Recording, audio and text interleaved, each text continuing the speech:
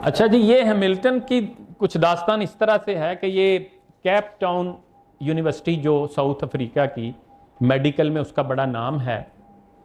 یہ اس کے قریب ایک گاؤں ہے سینیالٹی، یہ وہاں کا رہنے والا تھا۔ اس کا باپ لکڑہارا تھا، یہ سارا دن گھومتا پھرتا تھا، آوارہ گردی کرتا تھا، اور پھر یہ ہوا کہ ذرا بڑا ہوا تو کام کے لیے کیپ ٹاؤن آ گیا، وہاں یونیورسٹی بن رہی تھی، ادارہ بن رہا تھا، اس نے وہاں پہ مزدوری شروع کر دی۔ تو وہاں پہ ایک ڈاکٹر رابرٹ جوئس نے زرافے پر تحقیق شروع کی۔ انہوں نے زرافے کو لیب میں لٹایا، بے ہوش کیا، ابھی تھوڑا سا آپریشن کیا تھا تو زرافہ صاحب اٹھ کھڑے ہوئے، انہیں بڑی پرابلم ہوئی، انہیں فوراً باہر نکلے تو انہیں سامنے یہ گھاس کاٹتا ہوا نظر آیا، انہوں نے ان کو بلا لیا۔ اس نے آ کے انہوں نے کہا جی اس کو پکڑ کے رکھو، اس نے زرافے کو پکڑ کے رکھا، انہوں نے آپریشن کیا تو انہیں لگا کہ یار بندہ بڑا فرما بردار ہے اور ہے بھی بڑا مضبوط طاقتور، تو انہوں نے اگلے دن پھر بلا لیا، تیسرے دن پھر بلا لیا، اور انہوں نے پھر اس کو اپنے ساتھ ہی رکھ لیا۔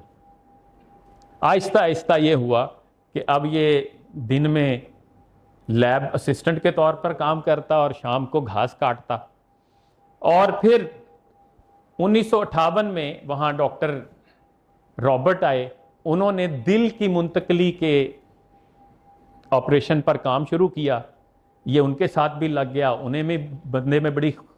خوبیاں نظر آئیں، اب یہ ٹانکے شانکے بھی بہت اچھے لگا لیتا تھا اور ساتھ سٹوڈنٹس کو بھی بہت اچھا سمجھا لیتا تھا، تو کرتے کرتے انہوں نے اس کو ایڈیشنل سرجن بنا دی۔ اور پھر 1970 میں جگر کی منتقلی پہ جب کام شروع ہوا تو اس نے ایک ایسی شریان کی نشاندہی کی جس نے جگر کی منتقلی کے کام کو بہت آسان کر دی، اور اس طرح سے اس کو پھر وہ وقت آیا کہ 2003 میں اس کو ماسٹر آف میڈیسن کی اعزازی ڈگری دی گئی، جو